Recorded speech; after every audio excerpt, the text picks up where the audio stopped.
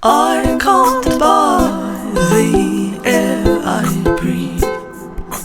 I can't buy the trees. I can't buy the deepest seas. But it don't matter, 'cause they're there for free.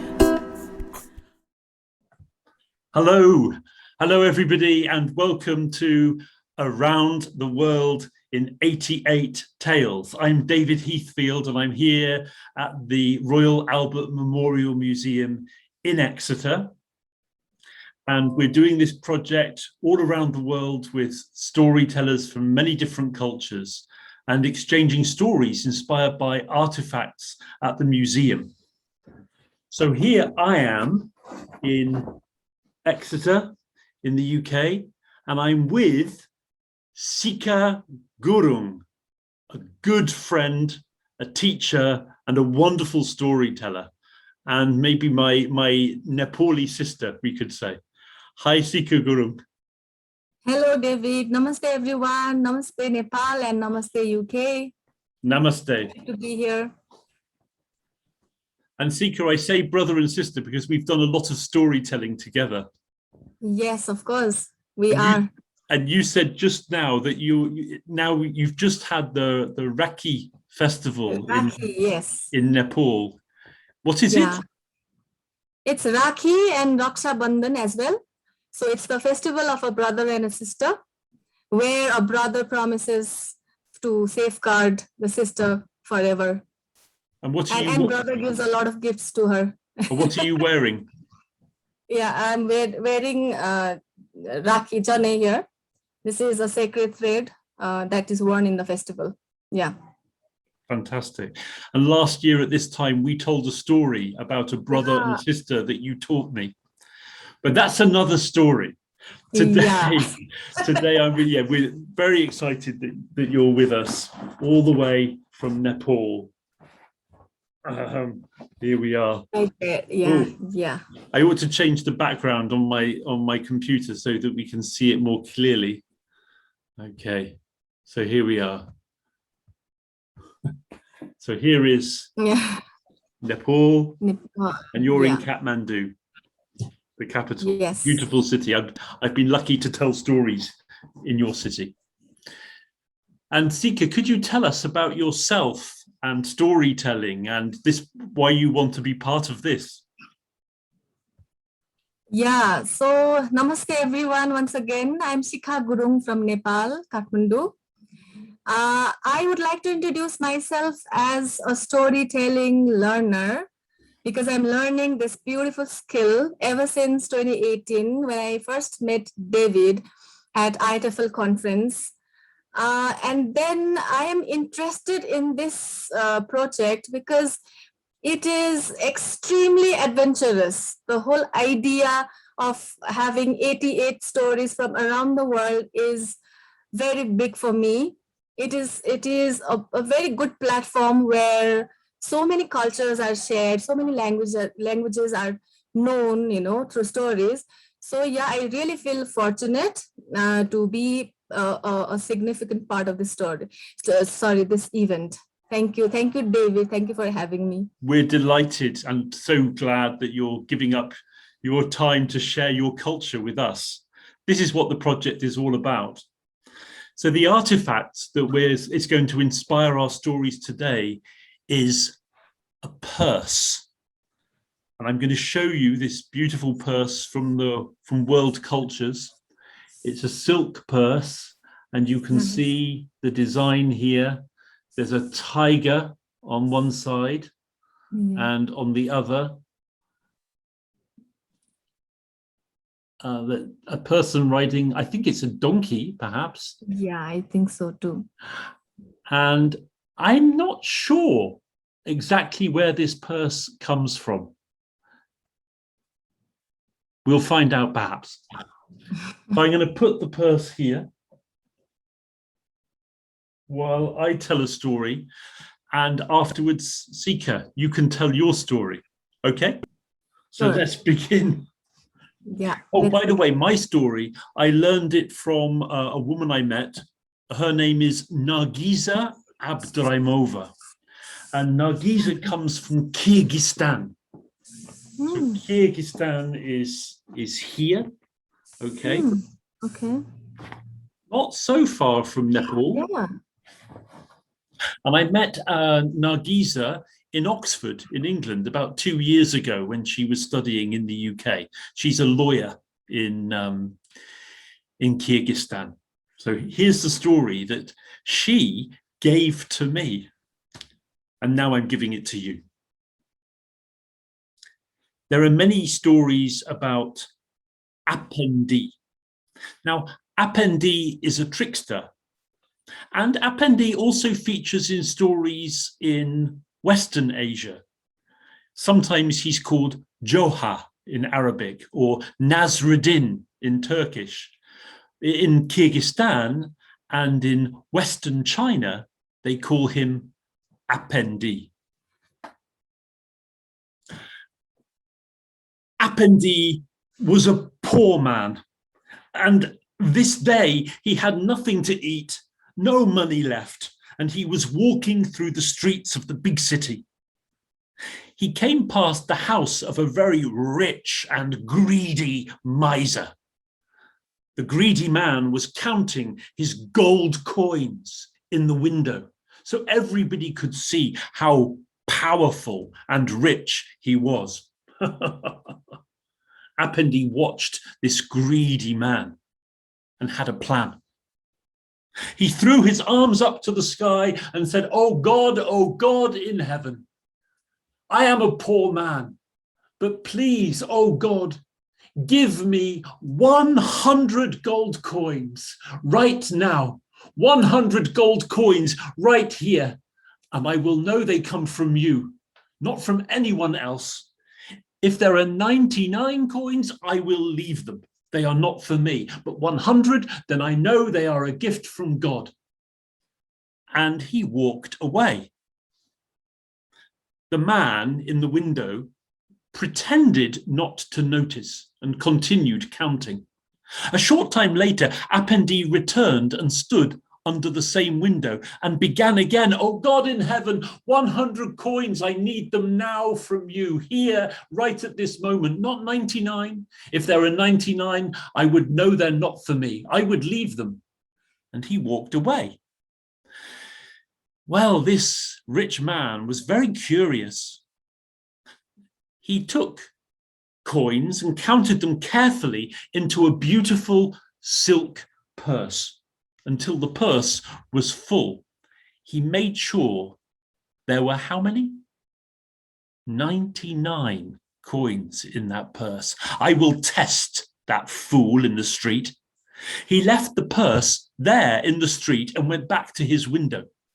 And when Apendi returned, oh, what's this? What's this in the street? Oh, is it what I'm hoping for? He picked up the heavy purse and opened it. It's full of gold coins. I must count them. And he began counting the coins carefully. Oh, how many are there? 97, 98, 99. Oh, and this beautiful silk purse is worth one more gold coin, and that makes 100 gold coins for me. Oh, thank you, God, thank you. And he started putting the gold coins back in the purse, and then he walked away. But the rich man ran out of his house and caught Apendi by the shoulders. Thief! Those coins aren't yours. There were only 99. I heard you say you would leave 99. But said Apendi, 100 gold coins, because the purse is worth one more. They come from God. They are a gift to a poor man. You can say nothing against it. You're a thief. You're a thief. We will go to the judge. Let the judge decide. Apendi stopped. Yes, he said. Let the judge decide. The judge is wise. But there is a problem. How can I go to the great judge dressed in these ragged clothes?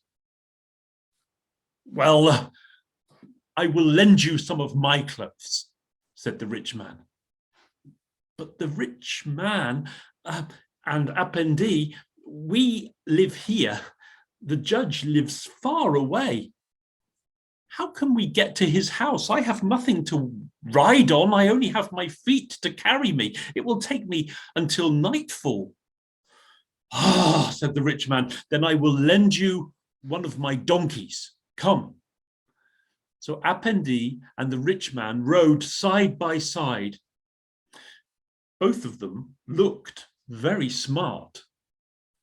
Good donkeys, good silk coats. Finally, late in the day, they arrived at the judge's house, and the rich and greedy man called for the judge to come out. The judge was a very busy man. What is it? What is it? I'm a busy man. What story have you got to tell? Is there a complaint? And the rich man began to tell the story. The 99 coins, the purse in the street. What? Said the judge. What kind of story is this? He turned to Apendi. Is this story true? Apendi said, Judge, do you believe this liar? How could this story possibly be true? Believe nothing this man says. The next thing he'll be telling you that this coat that I'm wearing is his and not mine. Well, of course it's my coat, said the rich man. Next, he'll be telling you that this donkey that I'm sitting on is his donkey and not mine. It is my donkey. Give me my donkey back. Give me my coat back. Give me that purse. Give me the 99 coins. The judge shook his head. You are indeed a liar, to the rich man. You have cast doubt on this good man's name. You must be punished. He turned to Apendi. You, of course, will keep your purse and your coins, but you must give to this man the donkey and the coat that you said were his. And you must give him your donkey and your coat as well. The rich man didn't know what to say. He couldn't disobey the judge. Shamefaced, he took off his coat. He got off his donkey. Apendi trotted away, leading a donkey behind him, and on that donkey was the coat. He was wearing a fine coat, riding a fine donkey. He had the coins, he had the purse, he had everything that until recently the rich man had owned. The rich man walked home, no longer rich, without a fine coat. It took him all night to get home, walking through the cold darkness. I wonder if he learned his lesson. Apendi, the smartest trickster of all of the stories.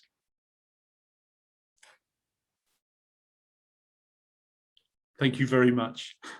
So that story is inspired by this beautiful silk purse, and perhaps this is Apendi happily riding home with everything he gained.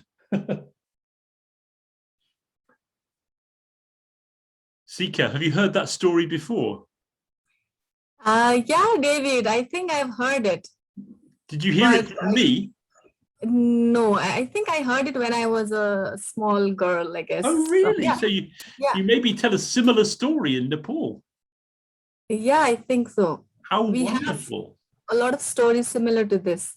Fantastic. Yes, I think so, because I've heard you tell stories about tricking as well. They're very, very clever.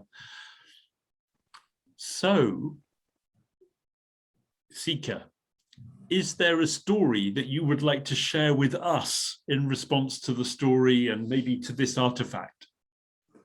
Yes, David, definitely. I think your story and my story share two things in common.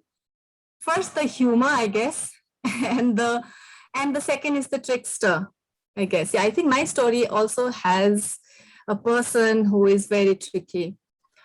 So my story's title is Risko Okhati. In English, it's the anger medicine. So these two, husband and wife, used to fight a lot. They fought in the morning, they fought at night. They fought before going to the office, they fought after coming back home. They fought in the kitchen, they fought in the garden. They fought here, they fought there, they fought everywhere. They fought and fought and fought and fought and fought. They got angry. They got more angry than anybody else. They got the most angry of all when they fought. This anger made them suffer a lot, both mentally and physically. So the husband, one day, he thought to himself, our fight is getting worse day by day. If we carry on in this way, we, both of us, are definitely going to fall ill, very, very ill. I must do something about it.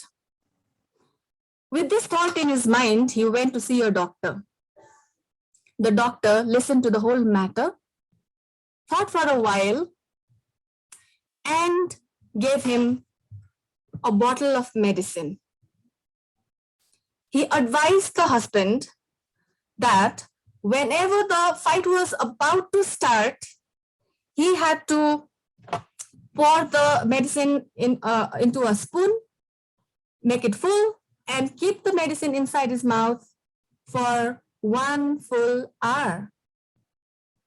The husband was very happy. Yay, I got the solution to my problem. Thank you, doctor. And then he rushed to his house.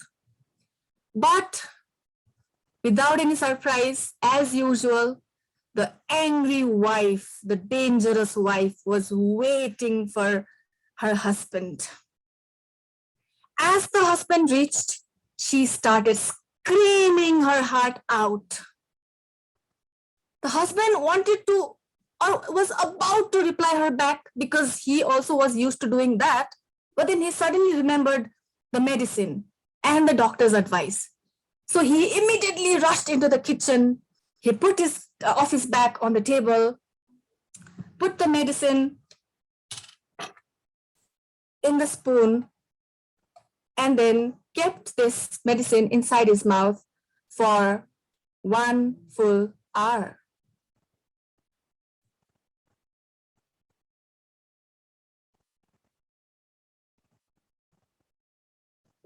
In the meantime, the wife continued her scream.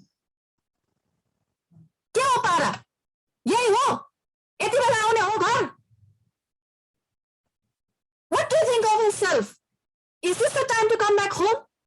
Do you think I'm the only one who's responsible for all of these household chores? Do you think I don't get tired?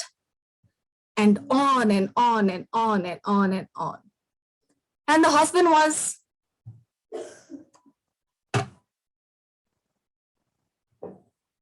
he wanted to reply, but of course he couldn't, right? Because he had the medicine inside his mouth. And as per the doctor's instruction, he had to keep it for 1 full hour. But inside his mind, he was getting extremely furious too. And then he said to himself, wait, you wait, you. I am going to reply you back after an hour. Wait for me. After 1 hour, the husband spat the medicine out. He went directly to the wife because he wanted to reply her back. But to his utter surprise, the wife had calmed down. She was no more fighting. She was silent. She was back with her chores. And the husband didn't feel like fighting either. So he said, I'm going to reply you tomorrow. The next day, the same thing happened. The husband came back home. The wife was furious. He went into the kitchen, got the spoon full of the medicine, put it inside his mouth for 1 hour. the wife kept on shouting, screaming, and cursing and accusing as usual, but then he didn't reply. The wife definitely got surprised because she couldn't understand what was the problem with her husband. Why was he so silent? Why didn't he fight back as he always did? And this continued for a few days. And by the time the bottle got empty, the husband realized that the fight had gradually disappeared from their house. They no more fought. He was so happy. He rushed to the doctor and said, "Doctor, thank you so much. You're such a good doctor. You gave very good medicine. It worked so well. It has stopped our fight indeed. Thank you very much." When the doctor heard that, he was smiling. And he replied, "Well, my dear friend, I'm very happy that you fight no more. But let me tell you that the bottle had no medicine in it. It had simple water. And you were taking the water, keeping it inside your mouth for 1 hour. That did not let you speak or fight back. And then that helped the fight fade away. That is the trick, my friend. When two people are fighting, one must remain calm. The medicine was inside you, not inside the bottle." When the husband heard that, he had a mixed kind of a feeling. He was happy that the fight had disappeared, but he was surprised too. So he kept staring at the doctor. Thank you. Wow, Sikha, that was absolutely wonderful. You're such a great comic storyteller.